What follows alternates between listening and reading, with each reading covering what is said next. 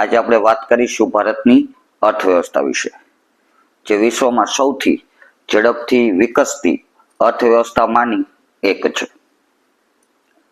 ભારત વિશ્વનું 5મા નંબરનું સૌથી મોટું અર્થતંત્ર છે, જેનું કુલ ઘરેલું ઉત્પાદન એટલે કે જીડીપી આશરે $3.5 ટ્રિલિયન છે. કૃષિ, ઉદ્યોગ અને સેવા ક્ષેત્રો આર્થિક વિકાસને આગળ વધારવામાં મહત્વપૂર્ણ ભૂમિકા ભજવે છે. કૃષિ ક્ષેત્ર હજુ પણ દેશની લગભગ 50% વસ્તી માટે રોજગારીનો મુખ્ય સ્ત્રોત છે અને તે ભારતના જીડીપીમાં લગભગ 15% યોગદાન આપે છે. આ ઉપરાંત ભારત ઓટોમોબાઈલ્સ, ફાર્માસ્યુટિકલ્સ અને ટેકનોલોજી જેવા ઉદ્યોગોમાં ખૂબ જ આગળ વધી રહ્યું છે. સેવા ક્ષેત્રે પણ જબરદસ્ત પ્રગતિ કરી છે, ખાસ કરીને આઈટી અને નાણાકીય સેવાઓમાં. ભારત વિશ્વભરમાં ટેકનોલોજી અને આઉટસોર્સિંગ સેવાઓનું કેન્દ્ર બન્યું છે. આ ક્ષેત્ર ભારતના જીડીપીમાં 54%થી વધુ યોગદાન આપે છે. છેલ્લા કેટલાક વર્ષોમાં ભારતે આર્થિક સુધારાઓ અને નીતિઓમાં ઘણા મહત્વપૂર્ણ ફેરફારો કર્યા છે, જેના કારણે દેશનો વિકાસ દર વધ્યો છે. 2023માં ભારતનો વાસ્તવિક જીડીપી વૃદ્ધિ દર 7.2%નો હતો. ભારતની યુવા વસ્તી અને તેની સૌથી મોટી તાકાત છે.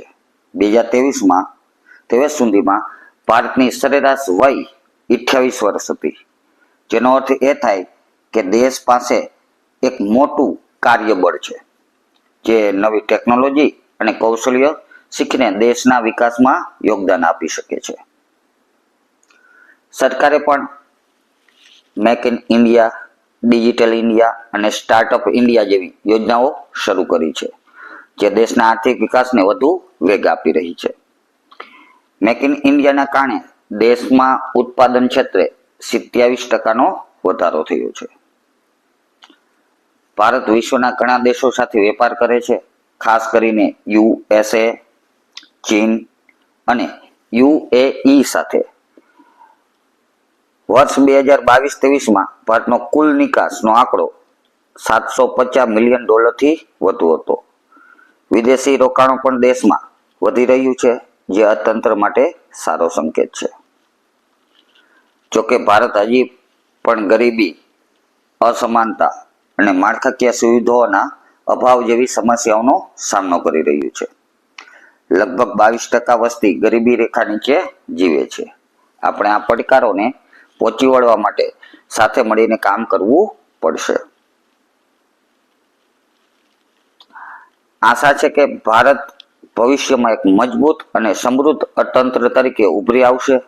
2047 સુધીમાં ભારતનું અર્થતંત્ર $30 ટ્રિલિયન સુધી પહોંચી શકે છે.